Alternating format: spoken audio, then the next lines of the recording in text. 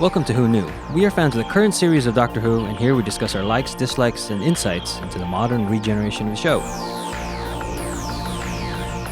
Subscribe, review, and listen to us on iTunes and Stitcher, or our YouTube channel, youtube.com/WhoKnewPodcast. All our episodes are on whoknewpodcast.com. You can leave comments there, or email us at whoknewpodcast@gmail.com. We also have an Instagram and Twitter account. Tweet at us at whoknewpodcast, and find us on Facebook. All right, today's episode is Doctor Who Series 7 or Season 7, the entire Season 7. Not counting the specials, Season 7 starts with Part 1, Asylum of the Daleks in September 2012, all the way to Angels Take Manhattan on the end of September. So that September in 2012 had 5 weekends. And then Part 2 starts with The Bells of St. John on March 30th, 2013, all the way to The Name of the Doctor on May 18th, 2013. Hi, this is Eugene. Let's introduce ourselves. Howdy, this is Auburn. Hey everyone, this is Kelsey. Hi, this is Brian. Hi there, this is Frank. Hey, it's Heather. I'm finally here. Yay! Yay! Welcome back. Thank you. So let's start with Part 1 with Asylum of the Daleks. All right, so what happened in that? Okay, Asylum of the Daleks was an interesting idea. I did not like the whole divorce aspect of it. It seemed just for storyline, not for character development, and it didn't seem real for these characters after everything they've been through. I hated it. I don't know. I hated it so much. It just didn't ring true to me to be part of these characters' story. So it just seemed like it was put in by somebody else. It was such a shock. I mean, it wasn't a character arc; it was a character cliff. Yeah. Right. I don't even know if it was a shock or just like, this is totally unrealistic. I've been pulled out already from moment one. And in a time travel story about an alien, this is unrealistic. Listen, I believe in aliens more than I believe in Amy and Rory getting a divorce. Okay? Especially over Amy not being able to have other kids. I mean, I know that's a big thing. I get that, but it's a struggle for the couple. And for Amy to try and break that off because she knows Rory wants kids, Same here. It wasn't enough for me to have that be justified of why they're getting a divorce. Right. They could have presented it as they were in a rocky point. Yeah. I would have been fine with that. Yeah, and then you could have had the same discussion at the end. Mm-hmm. Right. Which it was their character bit for this episode, but you didn't have to go all the way to they're signing the divorce papers. Yeah, that was too much. I think this is a good season opener. Like, I really like, usually we don't see the Daleks till later. And so it's kind of nice to get our Dalek episode out of the way. Like, here's the Dalek episode. And I really like it. And, the last 5 minutes of the episode with the reveal of Souffle Girl being a Dalek, it's just great, and this is one of my favorite episodes. So I really like this episode. This is funny looking back. I remember being disappointed that she wasn't going to be a long-term companion. Right. Be careful what you wish for. Well, no. Well, that version, yeah. True. But I like that twist too. And I actually did see this one recently as well. And I remember liking it a lot too, so...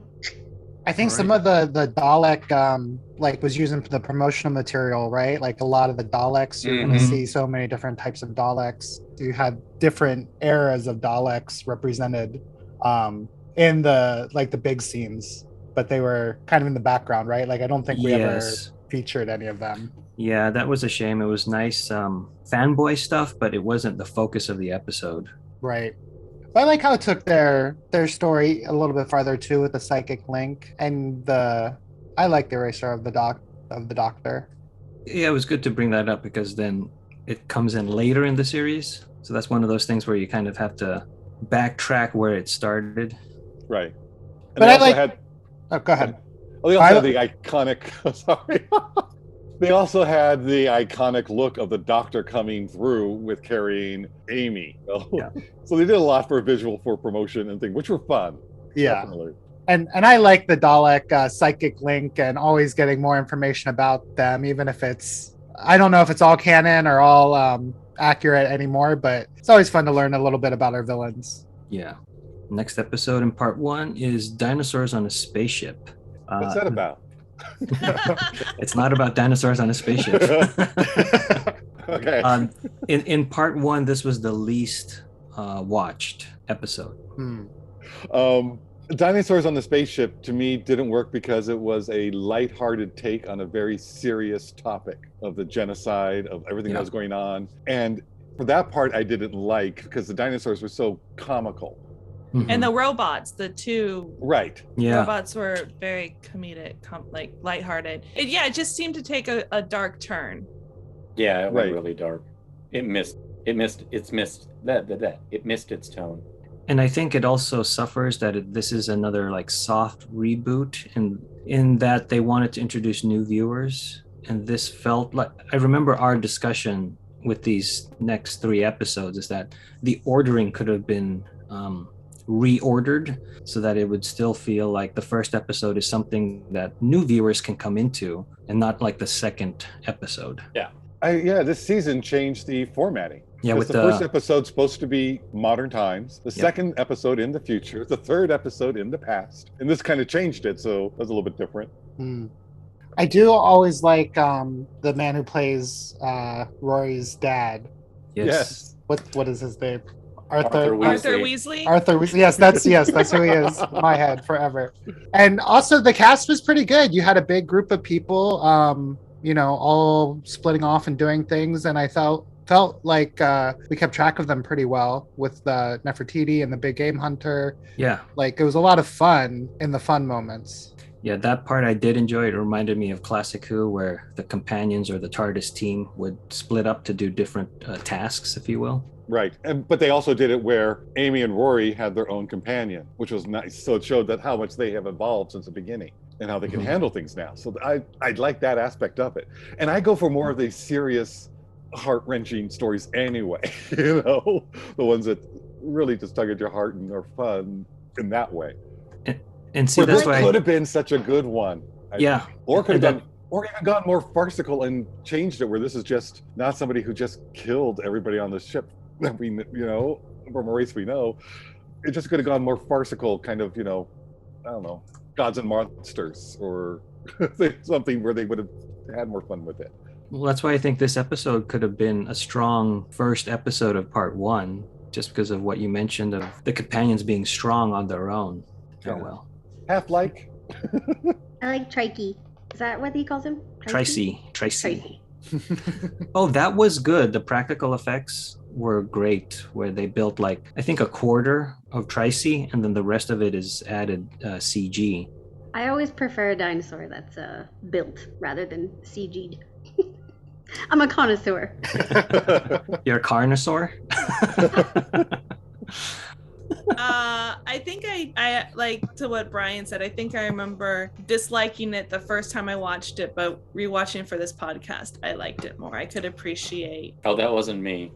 Oh, because I didn't like it. Said that. Well, that does ring true because you were the only one to classify or recommend it as a new viewer can watch this. Yes. Oh, Eugene's bringing the receipts.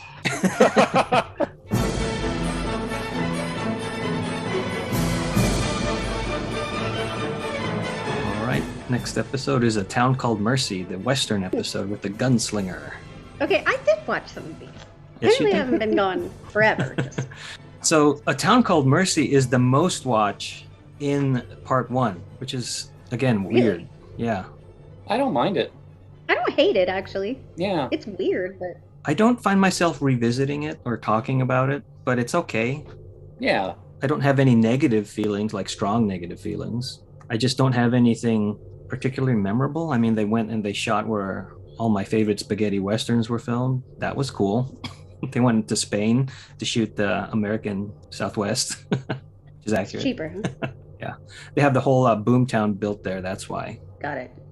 Yeah, it's kind of in the middle of the road. Yeah. Some good parts of it, and then some that just seem written, It's almost like the stages of we have to do this kind of feeling. Yes. And some of it does flow really well. And that's one of those episodes that it doesn't really have a villain. Like, it has a villain, but the villain isn't actually evil. Yeah. So it's more of like a moral episode. I disagree with that a bit because I think the villain I think she's mustache twirling, but he was not good. But I think she's referring to the gunslinger specifically. Oh, I was thinking of the gunslinger. I forgot about the...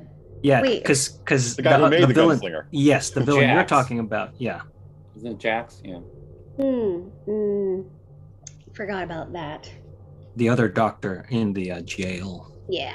But doesn't he end up kind of being sympathetic character as well? A little bit. Depending on how you read it, depending on how you see it, because he committed suicide at the end to stop it. But how some of us read it was he realized no matter where he goes, the gunslinger's going to follow him. And he just gave up. So he chose the noble way out. Well, he gave up. You know, he's like, there's no way I can get out of this. I'm going. So it's kind of like, was it noble? Was he trying to do good? Or was he just, I can't run anywhere. I can't get out of this. Yeah. There's no way out for me. It depends on what mood you're in. When you watch it, yeah. Yes, absolutely. Fair. You know, I was supposed to be here for that.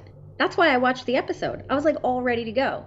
I don't know what happened. Your work got in the way. Yeah. My life was very unpredictable the second half of last year. So. I think someone was delivering a cake that had to go into your refrigerator. No. That's previous. That was a different episode. The only thing that I remember from this episode is the end, where the gunslinger is now the sort of caretaker of the town. And then that goes into the future because the voiceover is from somebody that is the grandchild or great-grandchild of somebody. Of the little girl, yeah. Yeah, that was in that particular incident with the doctor. So to me, that was more interesting than 40 minutes of whatever they gave me. Well, it also plays on that Western trope of the if you ever hear tale, right? You know. So, and I like the way they did it. They did it in a kind of Doctor Who way. I just found that ending more. It was more imaginative for me than this other stuff that we've been debating about during the episode that we did. I mean, not today. I just thought that could have been an episode into itself, and we never got it. Yeah, if they had told it in the present. Yeah, it's like this big, you know, it's like now this little tiny town is in the middle of, you know, nowhere. No, I was thinking the opposite. It's in the middle of like a gigantic Los Angeles city, and it's like, well, we're protected by this strange alien. And then there's no sirens, or there's an absence of like police presence, and everybody's fine. I thought that's just a great narrative right there. It could have been like, specifically I'm thinking of Mad Max, the Road Warrior, where it's the narration of the feral child saying, let me tell you the story of Mad Max, or the road, he's referred to as the Road Warrior. And then it flashes back into the present where Mad Max is meeting everybody. And then at the end, he only lives now in my memories. That's the type of structure that I envisioned that story would be. Okay, thanks. Does anybody ever wish that the Doctor would just have an episode without aliens or robots? Like maybe he really goes to the Wild West and it's just the ordinary Wild West. Well, I mean, Brian, he did with the first Doctor. Oh, and then darn, I missed that one. He met Doc Holliday, and I think it was stop talking now. The musical one. I don't remember if there were aliens in that episode, so that's why I'm asking. Do you remember, seen Brian? it. I'm not going to watch. No. Okay. Well, unless I'm really drunk. Ooh, this seems like a challenge. It's a musical. They start singing. Perfect. I want to watch it now. The Gunslingers. That's what it's called? The Gunslingers? Yeah. It's in black and white. Wow. The next episode is The Power of Three. That is... Yes, Heather, you were here for that one. I was? You put it into the new category. Okay, just got to remember what happened in the episode real quick. The little cubes show up, and everybody's just kind of gets used to these cubes, and they do different things. Yeah. And also we get the first appearance of Kate Stewart as the new Brigadier. Kate. That's what I remember from this episode the most. Oh, it has that really weird ending where it's like cut short kind of ending. It's like very tacked on. Yeah, I almost would think this would be a great episode, except for the last 10 minutes. And then it makes it terrible. This is the one where the actor was being difficult and they had to like deal with whatever they had shot. So yeah, it does really put a sour ending on the whole thing. Yeah. Yeah, I wish that they would do something like they do with Classic Who and maybe animate what they originally intended. I think that would be great. That would be cool. I remember liking this episode because it felt like a Ninth Doctor or early 10th Doctor Rose episode. Mm-hmm.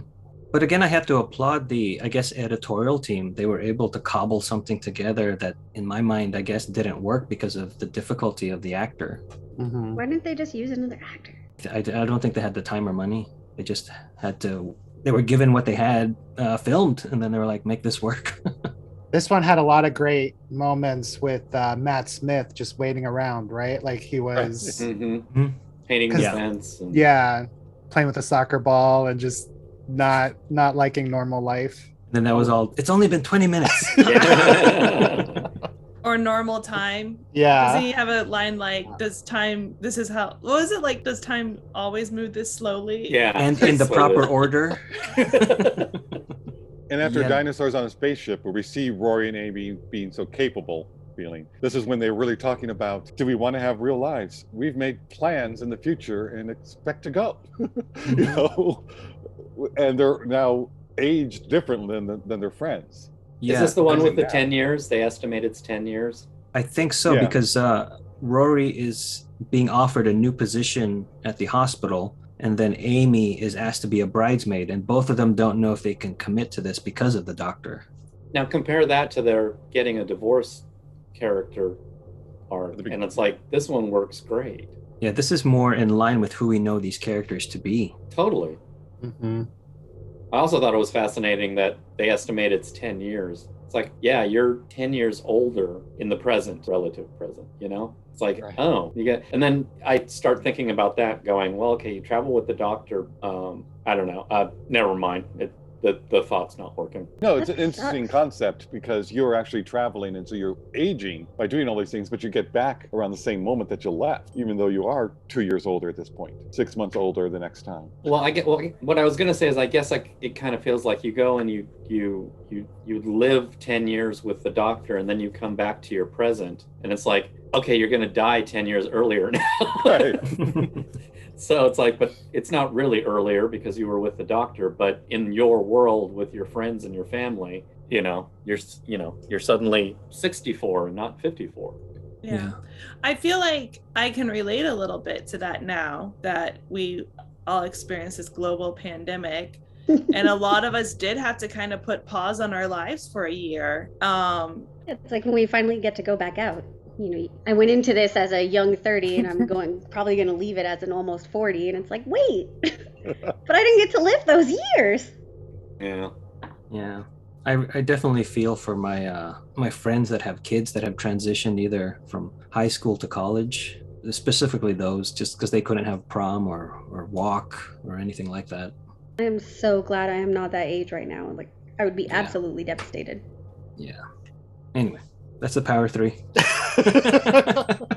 The next one is The Angels Take Manhattan, where we had Monica and Nate from Temple of Geek join us on that one. This is where we say goodbye to Amy and Rory officially. And that's it. It seems strange after the last episode, because the last episode they're going, we want our normal lives. But then Brian, Rory's father, says, no, go with him on this last trip. You're the Power of 3. That whole thing came up right at the end. Seemed like they should continue that story for a little bit longer. And then the next episode, they're gone. It just seems so odd that was the last line and the whole Power 3. But like you said before, Eugene, the order of these seemed off. Yes.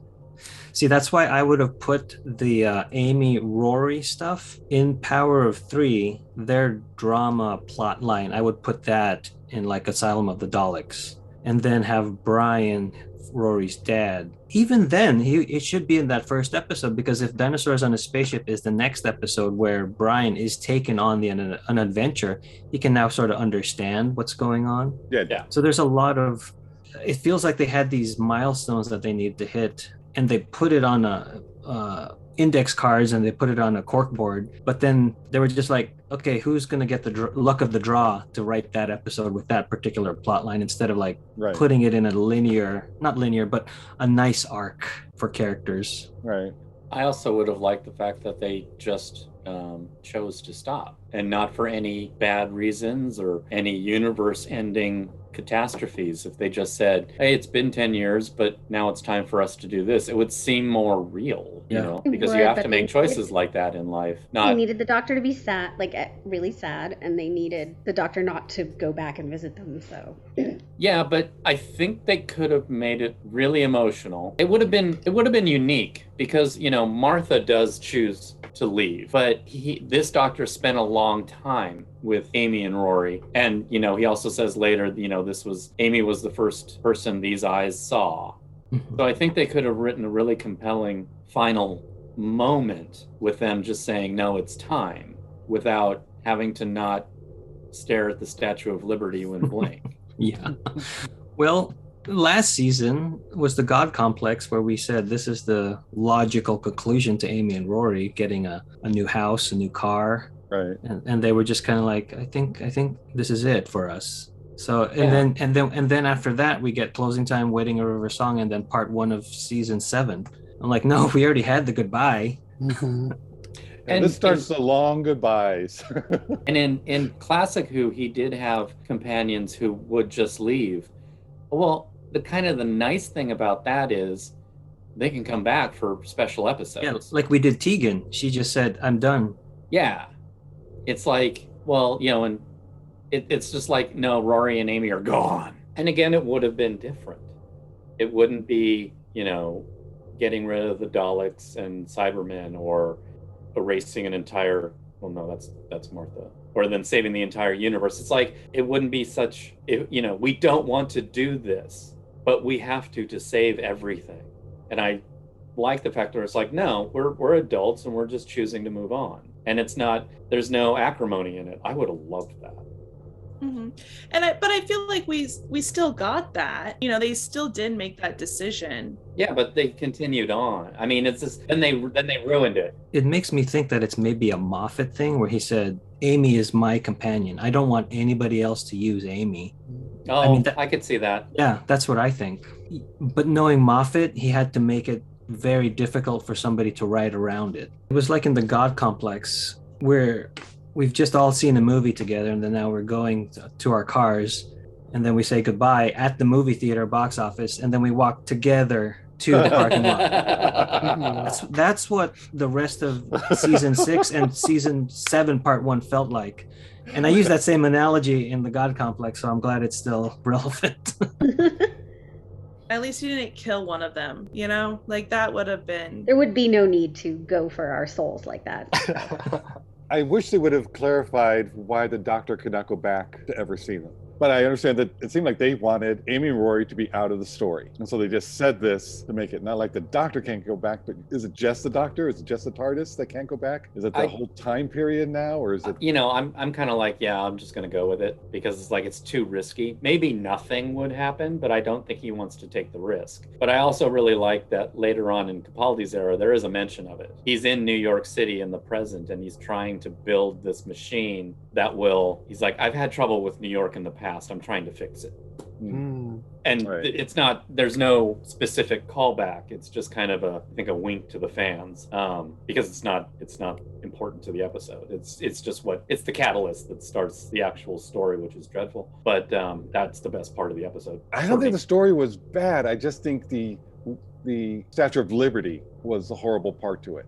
Yeah, if they had just regular weeping angels on the roof and did the same thing, I think we would have liked it a lot more. I think I would have liked it a lot more. But I think this was we were in the middle of that whole, what is Moffat doing at this point, you know? And it was like, he wouldn't, you know? I mean, I remember the thud, and it was like, he wouldn't, he couldn't, he did, you know? And just at that point, it was more than an episode problem. It was, we've got a producer problem. And if they wanted to keep that for the humor factor, they could have then had Rory wake up because now he's saying weeping angels everywhere. Yeah, watching the behind the scenes, Moffat had taken a trip with his family to New York prior, and I guess he just got inspired by what he saw because the fountain has an angel on it, and he goes, "I didn't even know."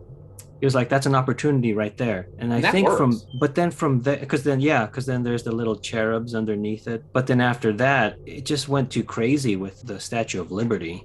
She's I also felt copper. Yeah, and I felt that us as Americans, that's like one of our icons, and for somebody to do it in a weird way doesn't sit right. In a villainous way. Yeah, it just felt weird. So would it be better if Big Ben was like, whoa? Well, see, that's the other thing I was going to say. What if, we turned Big Ben into like a big giant robot? How would they take that episode? Big Ben that would be a giant robot. Or a rocket ship. Oh, a rocket ship. Well, I don't know. They did have Cybermen flying out of St. Paul's. So, but they can do that because that's where they live. See, to me, it's not being an American. We did Big Ben. Okay, got it. Yeah.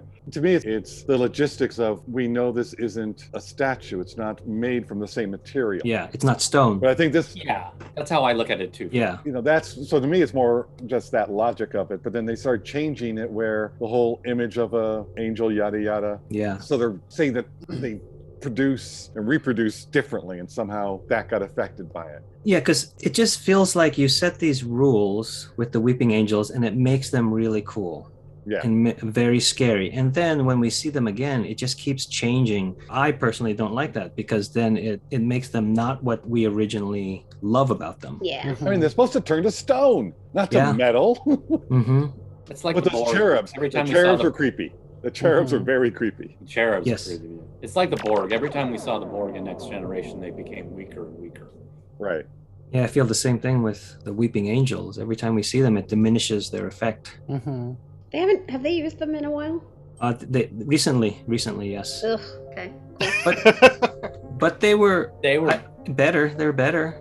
They were scary again. Yeah. Okay, good, Yeah. good. Yay. Yeah, scary and at one point really, really creepy.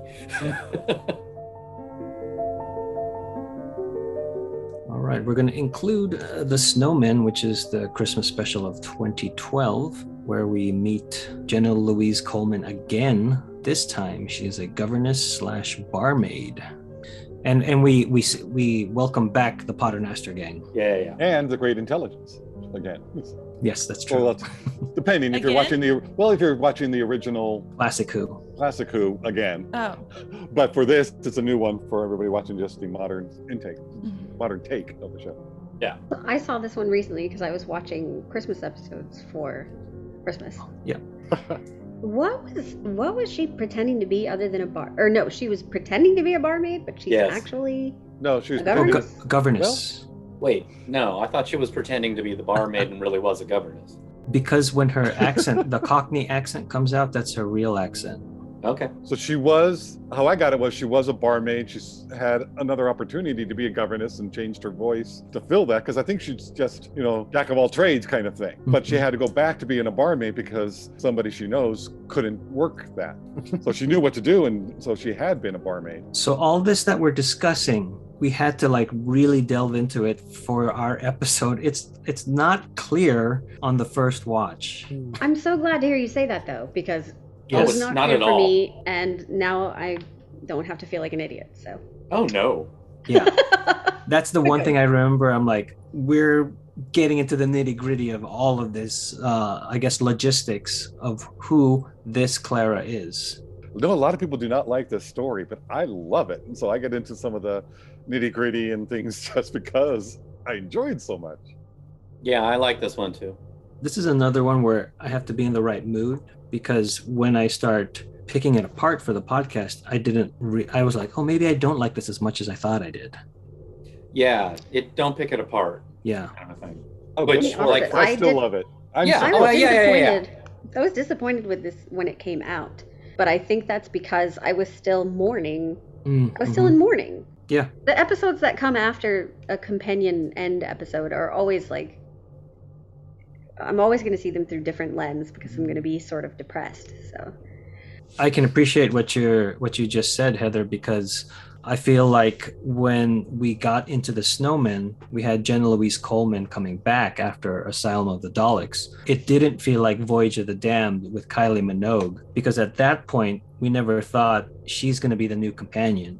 Right. Where with Jenna Louise Coleman coming back for a second time, we were, at least I was thinking, is this when she becomes officially the new companion, as opposed to this mourning time for the Doctor having lost Amy and Rory, where in the snowman, it's kind of like just said to us rather than, and it is shown, but it's not shown in a way that I feel is justified, might be the wrong word, but earned might be the best word for it. Yeah.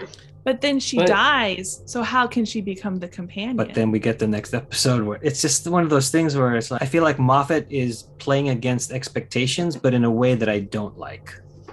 Well, also remember, in the plot of the episode, you couldn't have anybody talking about Clara being back because they didn't know that. No one had any clue that she was the Dalek.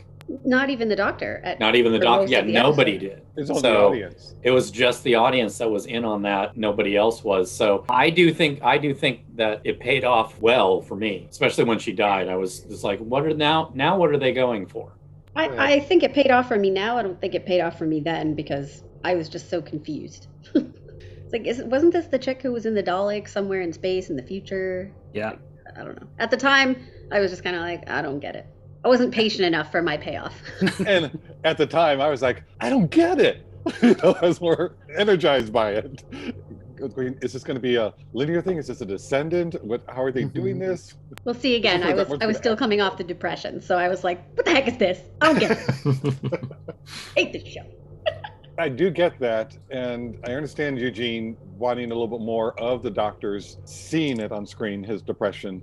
But see, what fills in those gaps for me are the shorts. So not a lot of people know about those shorts, but me as a fan, I'm going to go seek them out. And that's where I get that, where I can remember watching this live. I didn't get that feeling. It's only when I got the DVD and started seeing the shorts that were attached to this that I felt that isolation and that, like ho-hum, woe is me type of stuff. So anyway, that's what I'm remembering. It is interesting to think about how we could almost see usually when a companion leaves, he goes off on his own, but now he's sad and he's going through some stuff, but he is in one place with some friends. Like he does have some friends that are close by. Yeah, but that for the Doctor, that I think the station he's retreated into a cave is how I look at it. So I don't think he's pouting in a cloud. Yeah.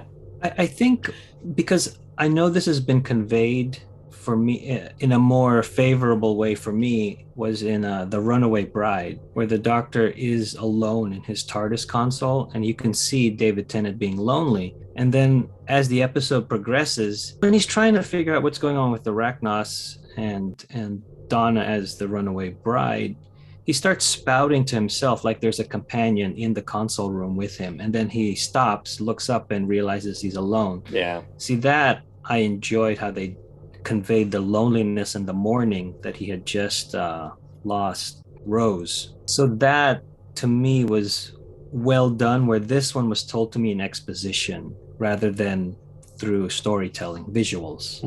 And I'm only comparing it because I enjoy The Runaway Bride executing this particular plot point more than I do The Snowman. I'm not taking away from The Snowman. I'm just saying I prefer what they did in Runaway Bride.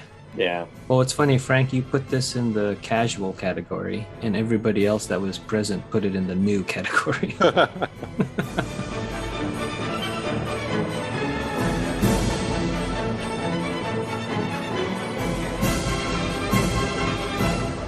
The next episode, or the official part 2 first episode is The Bells of St. John, which aired on March of 2013. And this was the most watched in part 2. Everyone wanted to know what was up with this Clara chick. Yeah. And because the end of the last episode was on a motorcycle. Well, the end of the last episode, they put the little teaser where she was in a modern day setting. And it's Clara. It's like, okay, it's like, what's going on? And we were really anticipating that next episode. And they promoted it like crazy. Yeah, I think this is my favorite of season 7. If I had to pick an episode, this would be it, because we get the first appearance of the purple coat. I do like the purple coat. Yeah, and just because I go into more detail of when I first watched this in that episode, but I had missed it on broadcast because I think I was almost on my way out of watching Doctor Who, and me and Brian went to WonderCon, saw it in a big audience, and I was like, "Oh, this is the new season. Okay, I'm interested. I'm interested again." Is this the one that starts where he's at a monastery? Yes. Is that Yes. what the only thing that the Bells of St. John refer to? And Yeah, but he's now doing there's- art, and he's got a crazy cool artwork of Clara. Yep. And the Like and the TARDIS phone is ringing, and that's where you get the bells of St. Mark because of the John. logo on the TARDIS. And again, it's Yeah. Moffat going, "I'm going to have the craziest titles ever because it really doesn't mean that much."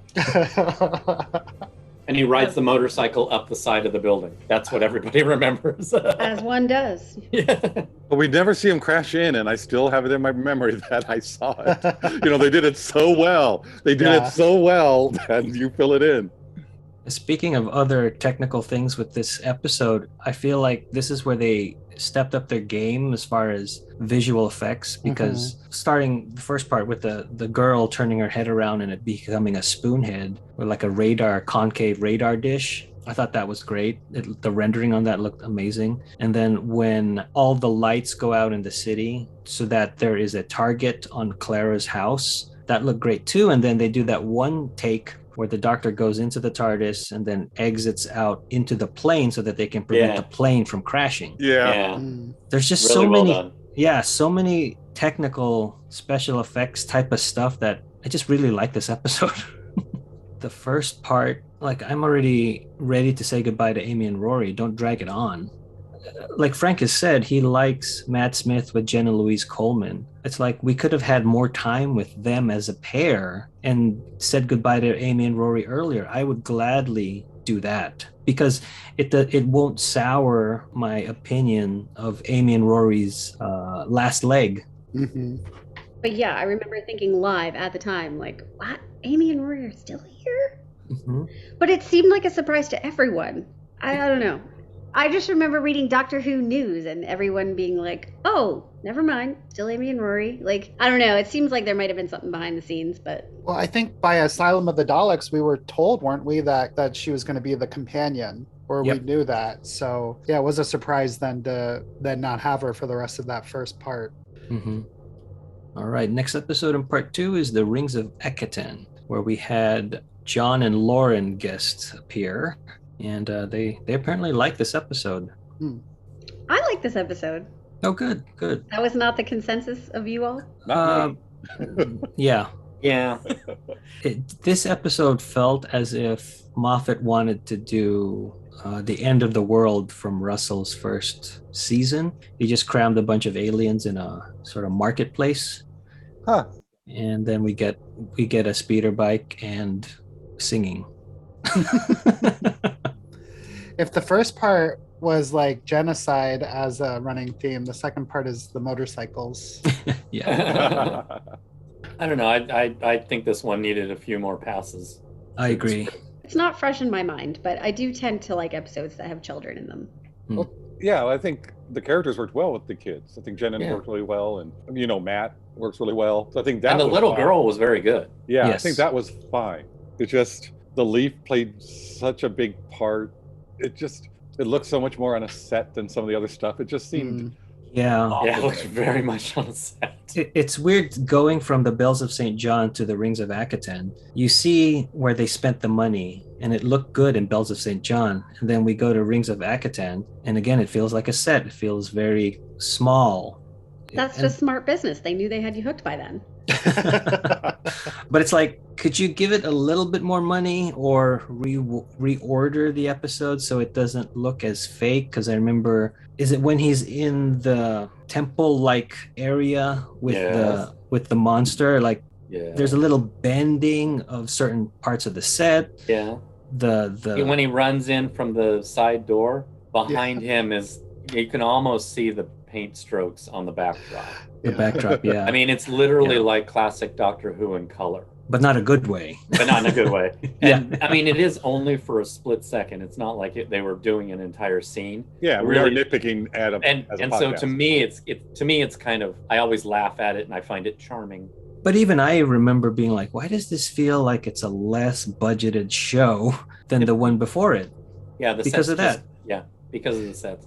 Yeah. Sets, and also the exterior VFX also felt like it you could tell it was more miniature, or it looked more miniature, or something about the look of it wasn't as fluid as some of the other outdoor or outer space scenes we've seen. You could just see the money wasn't in there, and that just gave it a different air, a different feeling. But it's just something that you pick up on. This one was like, this story is just kind of, it just seems like you're just trying to kill time until you can have Matt Smith make a big speech at the end. And there's a lot of episodes like that to come. And in this episode, I think he does 2 or 3 speeches before he gets to the big one, I think. I don't remember. Which I just remember the big one. I did not like the big speech. I like the big speech. Yes, I think we had that fight earlier on.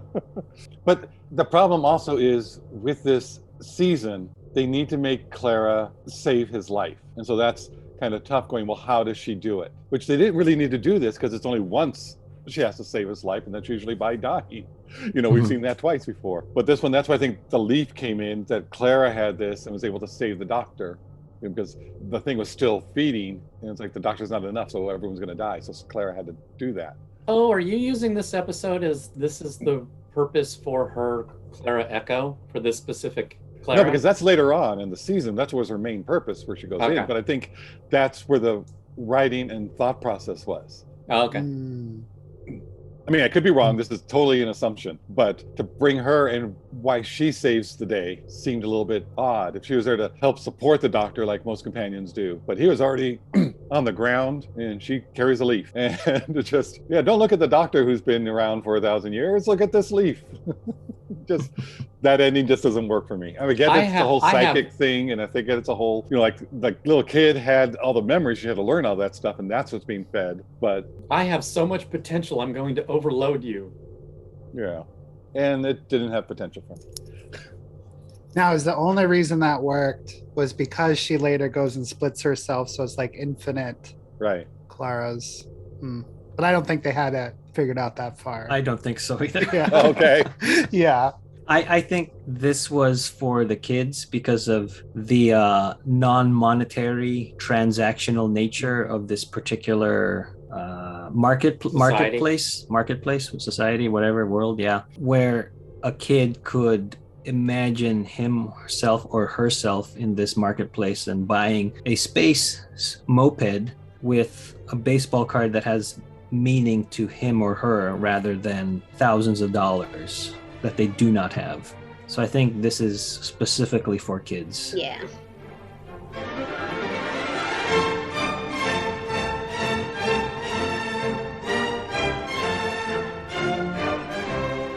All right, next episode is Cold War, where this is in the 1980s and the Doctor and Clara are on a Soviet submarine.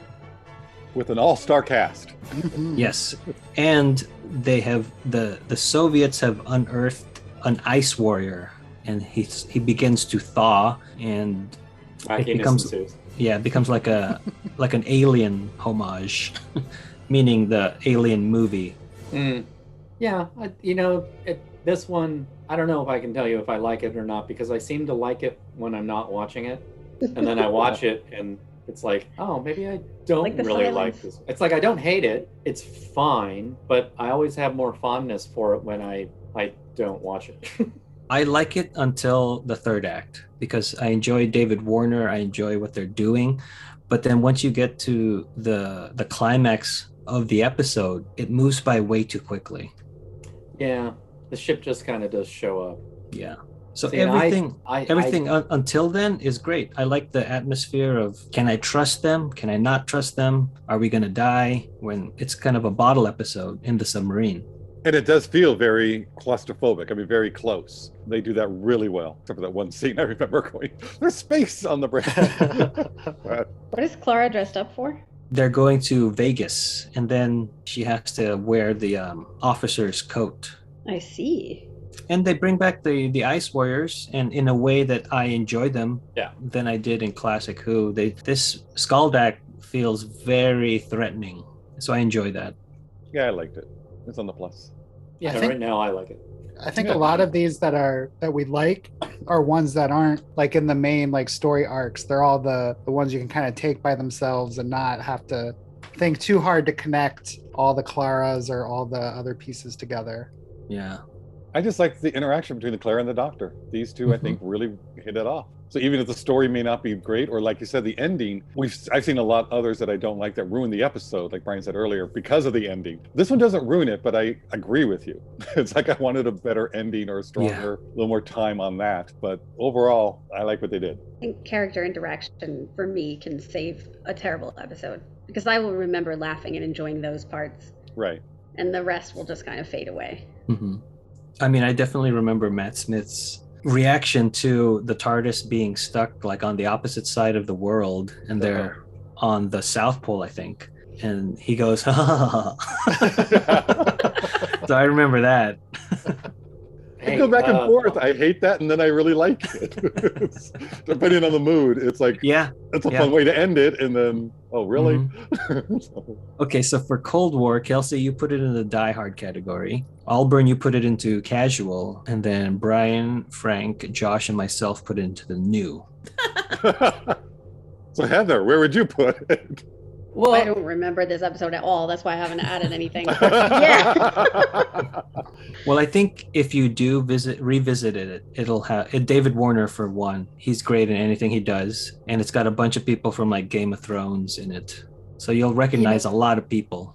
No, and I think I don't not like this episode. This is an okay episode. It's maybe even good, but I just don't understand its relevancy. What's the point? Yeah, what's the point of this episode? I also kind of want to just disagree a little bit, because I think David Warner is really underused. No, I don't like the way he is used. Yeah, he has a really good scene with Clara, but then he also has a scene where it's like, okay, I'm going to save you by singing Hungry Like the Wolf. And we know why that's put in there, because that is Mark Gaddis's go-to karaoke song. So I'm like, okay, really? But I really feel like I should remember that. It's okay. And I think it's interesting that the three of us who are older, who maybe remember more of that time, get annoyed. Feel differently. No, it feels differently than those who don't, who see it more history. You know, we remember that's true. A lot more of the. I remember Ultravox. Feeling of it.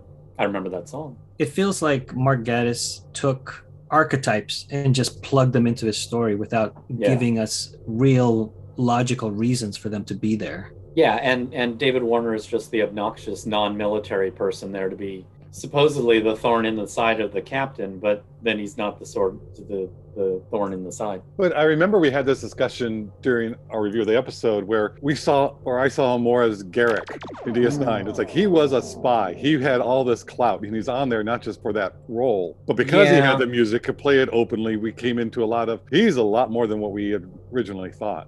Yeah, I just wish they had done one or two hints to that. Okay.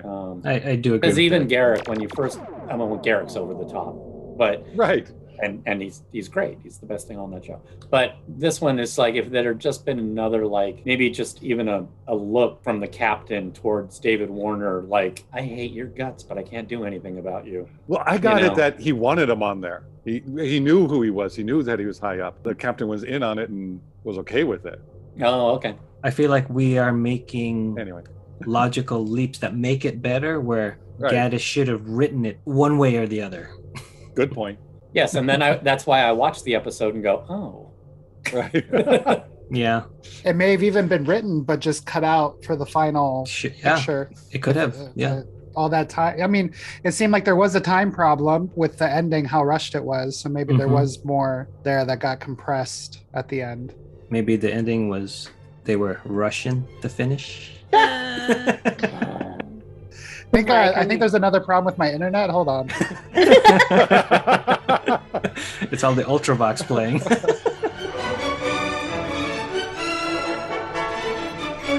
Hyde is the next episode, where the Doctor and Clara are in the 1960s, and they are 1974. Oh, okay, 74. And there is a professor and his assistant And trying Leah to Brown and Eglantine Price.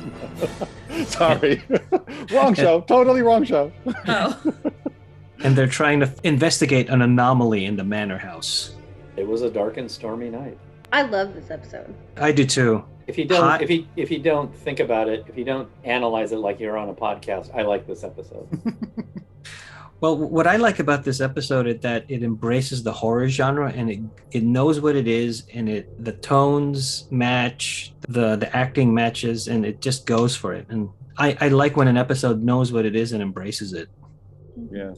I also like this episode. It's a type of horror that I can get behind because it had that sweet ending. Because I don't typically like scary movies, especially like paranormal. This had a little bit of paranormal with it in it. But then they explain it away, which I totally dig about this episode, is that it's a time traveler. It's the beginning of time travel. So this specter is actually a trapped astronaut sort of person. Yeah, they give the scientific explanation for. It's a very Doctor Who thing to do. Yeah, I love that. I think it's Let's also very classify this- character driven. So the characters are really fleshed out and three-dimensional. So you get to know everybody that's in there. It's really nice. And I even the also monsters have good characterizations. Yeah. Mm-hmm. I also like that this little twist could have gone just like appeared out of the blue. I mean, but it works for me where the woman says, "Yeah, you're not here for the ghost, are you?" And Emma. he says, "No, Emma." Yeah, and it's like, "No, I want you to tell me what you think about Clara." And it could have fallen flat. It could have just come out of left field and been crazy. But to me, it really works. And they also don't dwell on it. So if you are a new viewer, I don't think it would. You wouldn't pick up on it. Yeah, I don't think it would ruin the episode. I don't think you'd be too confused. You would just kind of like go along with it and move on. Yeah. Out of all the episodes in series 7, other than the Christmas special, this is the one that I think I would put on and watch again. Yeah. And it's the one I have put on and watched again. So it's sort of like proof. The proof is in the pudding. I picked it for our Halloween episode, so. Maybe that's why. I mean, maybe that's the only reason I watched it again. But I remember liking it the first time and the second time, which bodes well. And Neil Cross wrote this episode, and he previously wrote The Rings of Akatan. So it's like he can do a good job, given, I guess, the proper story. Gothic romance. That's the category. Yeah. John from Podcastica also joined us for that one.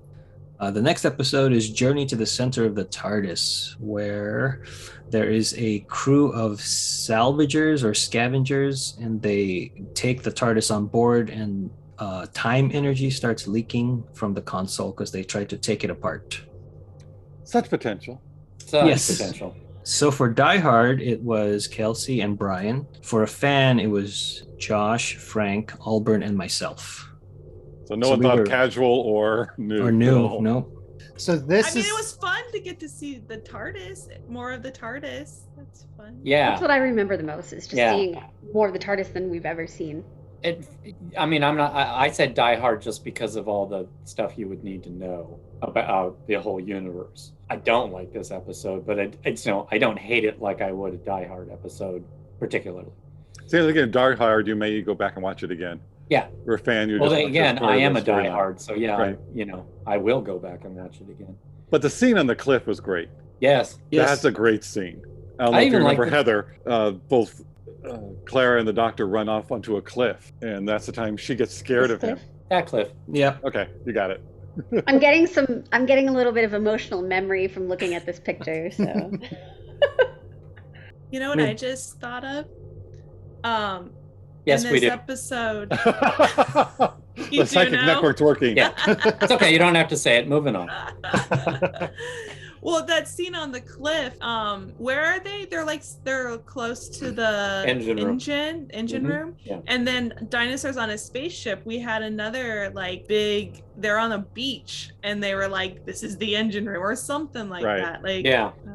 They were using water to power the ship of the ocean. What did they have to do there? Didn't they have to jump off? What did they have to do? They had to jump off of the cliff to get to the engine room. The TARDIS was trying to protect itself, and when they got to the engine room, it had exploded. So it was really cool. They were in like a white Matrixy. Yeah, they're in like a completely white matrixy room with all shrapnel from the TARDIS around them. I saw a picture of that too. Yeah. I keep Googling the ones I don't remember well. Imagine that episode if you didn't have the Salvage brothers. What if it was just the two of them? Yeah. You know, and something goes wrong in the beginning, and the TARDIS. So it's kind of like the TARDIS kind of was the antagonist for a lot of this episode. What if they made the TARDIS the antagonist in the whole episode, and you didn't have that? We made fun of you. You're an android. Ha ha ha. Mm-hmm. You know, I could have gotten rid of the TARDIS zombies as well. That's a horror aspect I don't like, and I think they were doing some interesting things with like the echoes of themselves walking around and hearing like the snips of conversation. Like that would have been, if they wanted like horror, more of a thriller horror, could have been interesting with figuring out where they were in time and where each other were in the TARDIS. Yeah, I'm glad you brought up the time zombies, because that payoff, there is no payoff. Because I was expecting it to be them later reaching back into time, so it looks like kind of like Hyde, where there's somebody in distress, but you see it as something scary and attacking you. Like that's what I expected the payoff in the finale to be, is that the Doctor and the salvage crew were trying to reach back saying don't do this or don't do that, but they were coming off as threatening because of the time leakage. But it never happened, so I'm like, oh, where was that? You built that expectation and you didn't pay it off. Yeah. Well, no, they had the Doctor do that himself. Yeah, that was weird too. I think it's because the thing looks like a bomb that the salvage crew throws, but then it's really the Doctor doing it. Yeah, see, I like that. That's timey-wimey. And they do kind of hint at it, because the burn is, you know, she's checking the burn the entire episode, so it kind of doesn't come out of nowhere. It just feels odd, like what you mentioned, if we had gotten rid of the salvage crew and just had the Doctor and Clara trying to warn past Doctor and Clara about impending doom, I think that would have been a much stronger story. Yeah. The next episode is The Crimson Horror, which is the least watched in part 2. Thank God. This is the one where there is, I think it's Victorian England. York. York, that's right, York. And there is That's important. There is a matriarch, and she is collecting suitable applicants to join Sweetville. And we find out later that an alien is sort of pulling her puppet strings, if you will. Yeah. Very convoluted. I wouldn't say pulling her puppet strings. I think they were definitely together. She wanted the power. They're working together. They were kind of both using each other to get what they really want. They have really good acting. Yeah. And we have the Paternoster gang coming back again. This is their time period, so it made sense that they would show up. And Diana Rigg was fun to see. Yeah, acting with her daughter. Yes. Oh, yeah. But still not my favorite episode. This is one I never go back to. Yeah. I don't think I've ever gone back to I think it was only the second time. It's only the second time I ever watched it was for the podcast. And then Frank, wasn't it like, please don't make me watch it again and take over? Thank you, yeah. I mean, this is the companion light episode because Jenna Louise Coleman is barely in it, but they do a good job of disguising that she's not in it because of all the flashbacks and references to her. And Jenny kind of takes that place. Yeah. Yeah. It's like, isn't it the whole first act? Not even the Doctor's in it. Yeah, it's not nothing but Buster and the others. So this could be a companion and Dr. Light episode. Yeah. He was an image in an eyeball. That's a great premise. That's also a great title. Image in an eyeball. It's a great premise of like the cold open definitely had me interested. Right. And some good scenes, just overall not one of my favorites. So. All right. I guess that's it on that. Next up is Brian's favorite, Nightmare in Silver, where the Doctor, Clara, and the two kids that she is a governess of or babysitting, they go to an abandoned amusement park in the future where the Cybermen return. See, and I'll watch this before I watch Crimson Horror. Really? Yeah. Oh, yeah. I watched this one in the past. I think I'm reverse of you on that one. Yeah. But I can totally get that, too. But I don't think I'm going to be... Is this a two-parter? No. It feels like it. we said that. That's something about this season. There are no two-parters. Except the entire season. Right there with you, Brian. There we go.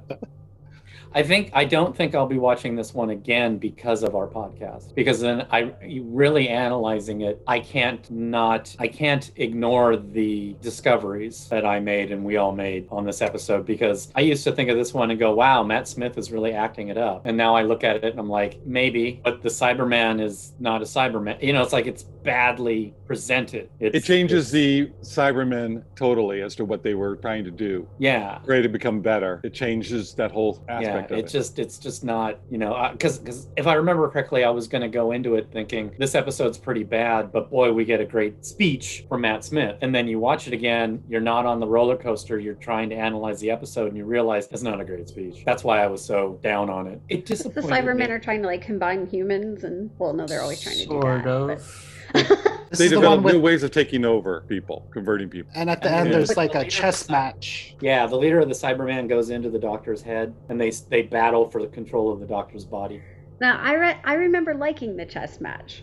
Yeah, don't see it again. Yeah. Yeah. No. Yeah. Just keep it at that. It's crazy to remember. You can watch it, but just remember that the other person in the Doctor's head, just don't think of him as a Cyberman, because he's not a Cyberman. But that would be the Doctor versus the Doctor? No, it'd be the Doctor versus a crazy, wacky person. Got it. Very technical terms. I don't know. I'm really curious to watch this again because, I mean, we make jokes about this episode in other episodes. That's how much you dislike it, Brian. And I always remember thinking, oh, I didn't hate that episode that much. No, so now I really need to go back and watch. He likes it more than I do. Frank, yeah. Really? This one, I wouldn't ever I have watched this one since it first aired. I never watched Crimson Horror. I can't stand Crimson Horror. This one, I dislike. So Heather, Nightmare in Silver is the one where Warwick Davis is the guest star, if that helps. He was good. Mm-hmm. I mean, written by Neil Gaiman, like it should be really good. Like I said, there's always some good. One added two ain't bad. Too convoluted. An amusement planet, soldiers, the Emperor, con man, cyber worms. It is too. Cut some of that. You could cut some of that. It's like going back to Hyde. Like sometimes a simple episode is the best episode. Yeah. When they throw in everything but the kitchen sink, it's like, okay. Mm-hmm. I was just starting to understand like the actual plot of this, and then you threw in all this random stuff that was completely unnecessary. For what? I don't even know sometimes. Again, there are some good scenes in most episodes, and this one has some good scenes. I do like the chess match with the Doctor. That's still fun, but it's just not Cyberman. And I do like, Warwick Davis. I think he did it really well. He's very different than any other character he's played. I like that. I don't remember thinking of the chess match in terms of, is this how a Cyberman would behave? I just remember thinking of it as this is interesting acting. Exactly. So. And that was what I was when I came into it. But then when it's like you're making notes for this podcast, you're like, wait, that's the cyber leader. Why is he acting crazier than the Doctor? And the thing is, they were never able, from what I remember, the Cybermen were never able to take over Time Lords. They couldn't do it. Maybe so now he is, and that's supposed to be the reason that he's taking on more of the Doctor's traits than Cybermen usually would do. It's just sort of because it's a time. So I don't think it was said well, and maybe that's just what I'm bringing into it. And that's maybe why I don't like it, because it's not clarified. Clarified. Huh? I didn't realize I said it until I did. All right.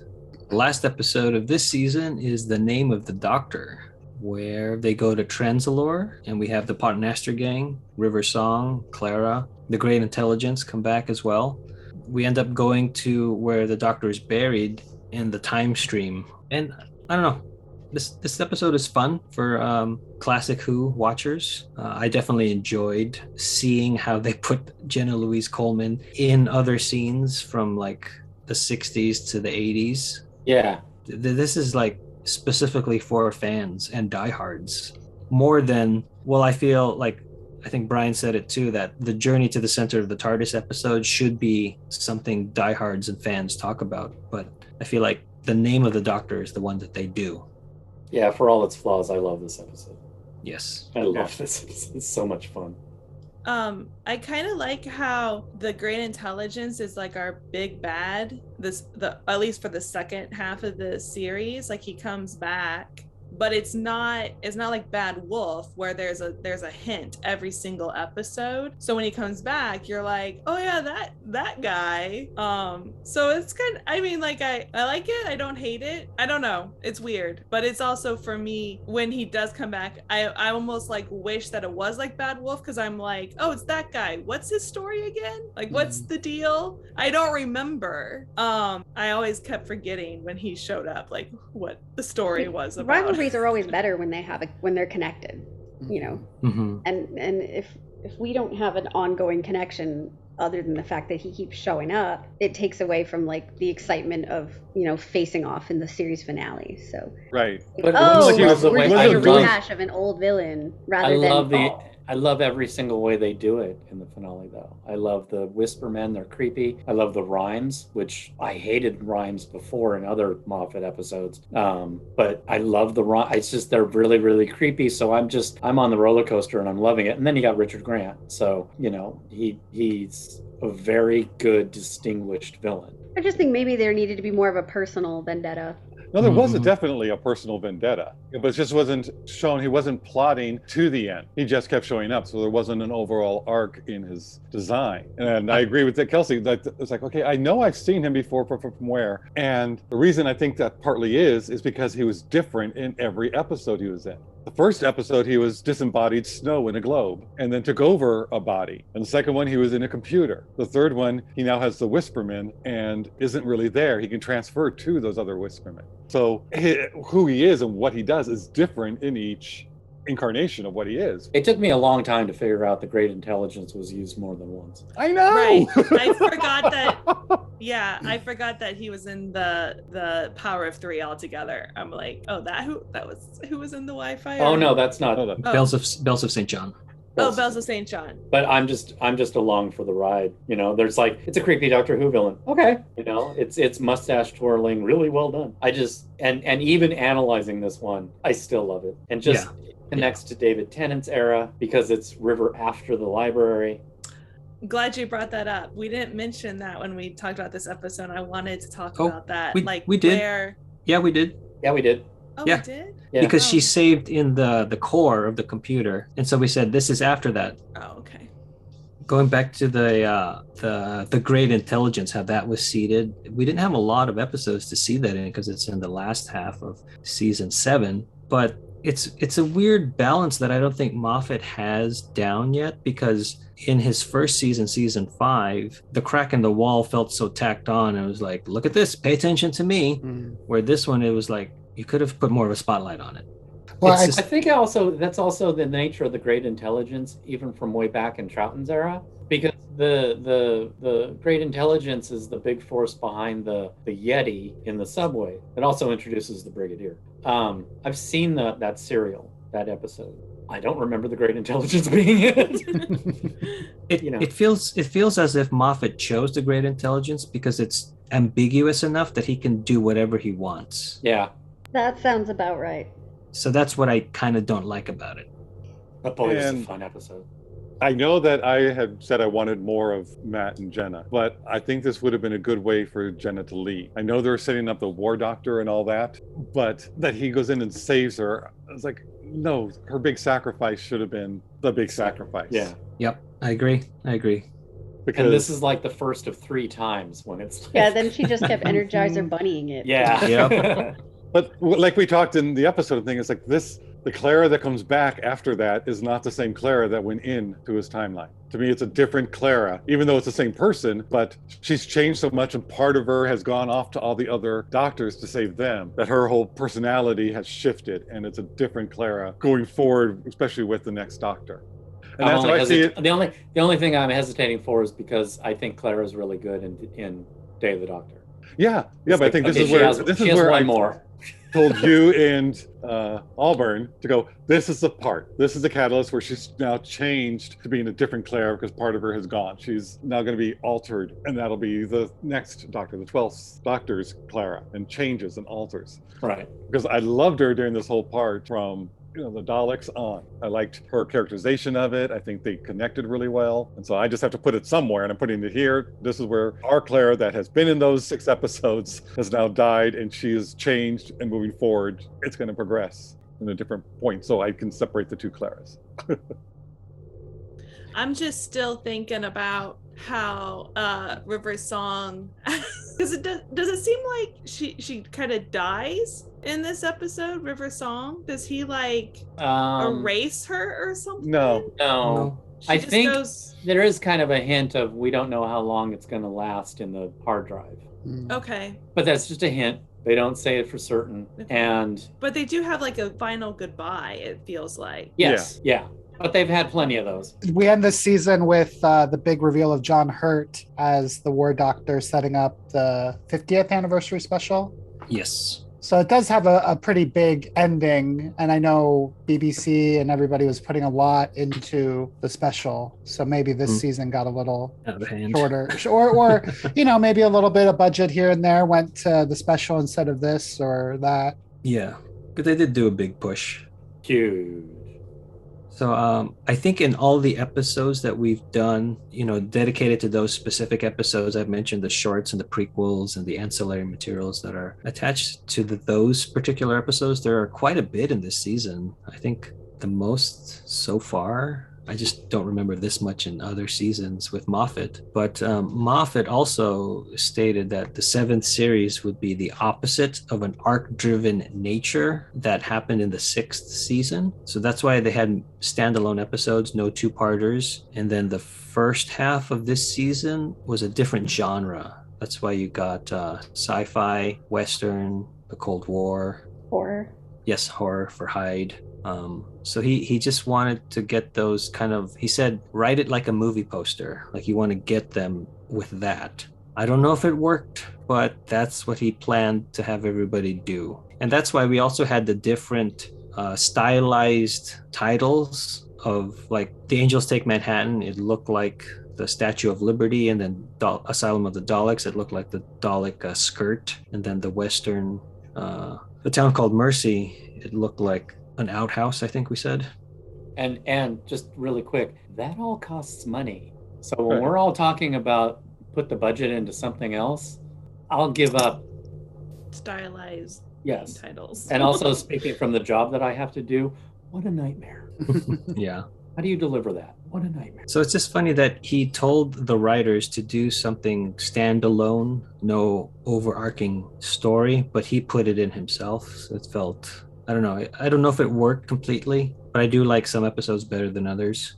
It's definitely the strangest, I feel, but also the most transformative season of any of the seasons up to current day. Because even it's like we ended up on Name of the Doctor, but we started with the Dalek Asylum. How are those even in the same season? They don't seem like, they seem years apart. They seem, it's just a very different, odd season. This season did win some awards. It won the 2013 Peabody Institutional Award for the series, the 2013 TV Choice Awards for Best Drama and Outstanding Contribution Award. And in 2014, it won the National Television Award for Best Drama and Best Drama Performance to Matt Smith. It was nominated for a bunch of other stuff, but these are the ones it specifically won for. Kelsey and I tried to watch a few season overviews just to get like a reminder of the season.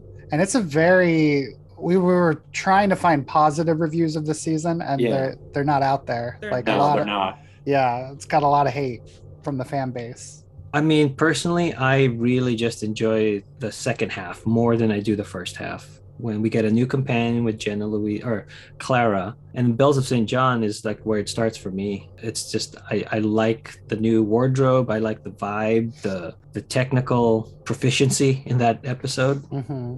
The only one that I would ever seek out and put on is Name of the Doctor of the entire season. The last one. Well, not counting Snowman. I would do Snowman as well. But yeah, I don't think I would ever go, hey, I haven't seen Hyde in a while, I'll put Hyde on.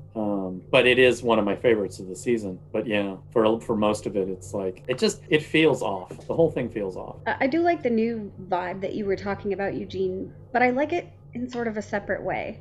Like, the old vibe of Doctor Who, when I first started getting into it, is gone now. Mm-hmm. In most of it. Every once in a while, there's like a moment that takes me back. But when I came in and I really fell in love with the show, like the way it feels now is not now being in season 7 and now is not the way it felt when I started. So like from a sentimental perspective, I still enjoy the show, but it just didn't have that same like glue quality. Like I just wanted to like look it up on the internet all day and listen to the soundtrack all day and watch the show all day, and then it was just kind of like, oh, Doctor Who's on tomorrow. Yeah, I'll catch that. I know exactly how you feel. And it's not even that the show got bad, it's just it got different. Yes.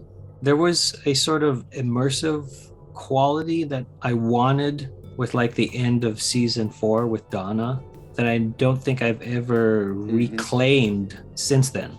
Oh yeah, when they had that episode where like they were all on the driving the TARDIS together, I was like, you could never come back from that. Like that's it. Peak. It's the end game of Doctor Who. It's like it's the ultimate crossover, and everybody's there. And then from that moment on, you're going, but what about those people? You can't get past it. How many of these episodes? Were there any episodes that we all were on the same page with the rating? Yeah, it was the Bells of St. John. Everybody said that it was good for a new Who viewer. I think that's it. Everything else was divided. Okay. Well, it was the first episode, basically of the series, so yay. I hope it would be. Right. If a new companion introduction isn't good to introduce new people to the show, you're in trouble. Yeah.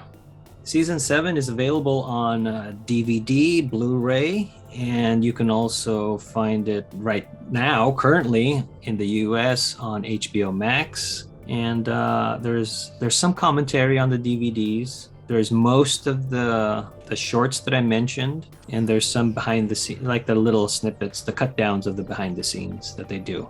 So it's available now wherever DVDs are still sold. So thanks for listening. That wraps up season 7, all 13 episodes and a couple of other things in between. Stay safe, and we will see you next time when the future becomes the present. You've just listened to an episode of Who Knew? Our wonderful theme music is by Michael Grady. Find him on Facebook at The Universe Explodes. All our episodes are engineered by Auburn. You can find him at auburnbinkley.com. You can also find this show in several places. Follow us on Twitter at Who Knew Podcast. Subscribe, review, and listen to us on iTunes and Stitcher. Or our YouTube channel, youtube.com/WhoKnewPodcast. All our episodes are on whoknewpodcast.com. Visit our Facebook page. Please leave comments, reviews, and click like to help support Who Knew Podcast. To listen to our show on your Amazon Echo device, enable the AnyPod podcast skill. Ask AnyPod to play the Who Knew Podcast. This podcast is inspired by Doctor Who, the longest-running sci-fi show in history. And especially the revival, spearheaded by Russell T. Davis. Thanks to Russell, Sydney Newman, Verity Lambert, Ron Grainer, Delia Derbyshire, and all those involved in the adventures of our favorite Time Lord. Your work continues to inspire and entertain.